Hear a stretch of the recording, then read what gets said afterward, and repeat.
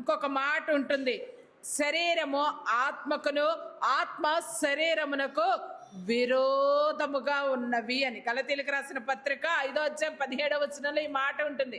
శరీరము ఆత్మ, ఆత్మ శరీరము, ఈ రెండు ఎప్పుడు కూడా ఎలా ఉంటాయి అంట?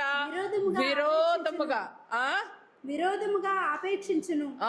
విరోధముగా ఆపేక్షించును అని వ్రాయబడి ఉంటుంది. ఎప్పుడు కూడా అవి ఎలా ఉంటాయి అంట? వ్యతిరేకముగానే ఉంటాయి. ఒకదానికి ఒకటి ఎప్పుడు విరుద్ధముగానే ఉంటుంది. శరీరం ఏం చేస్తూ ఉంటుంది? కాసేపు కునుకుదాము అని అంటుంది. ఆత్మ ఏం చెప్తుంది? బాబు లే, నీ యొక్క ఆత్మను దేవుని యొద్దకు నడిపించి నువ్వు సరి అయిన మార్గంలోనికి నడువు అని చెప్తారు. కానీ శరీరం వింటదా? ఆ రెంటికి ఎప్పుడూ కూడా ఈ లోకములో వైరమే.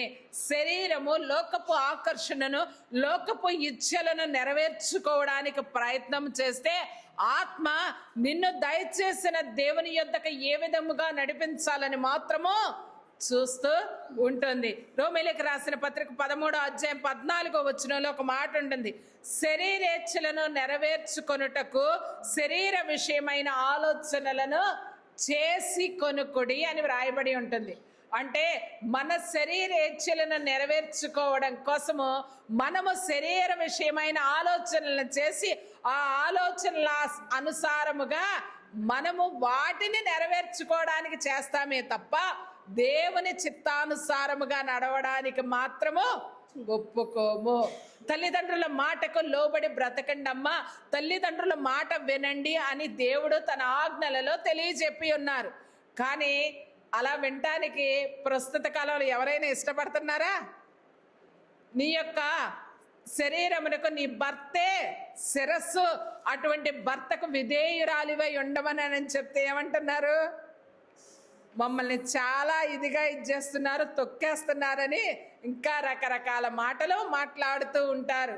కానీ ఇదంతా ఏంటి?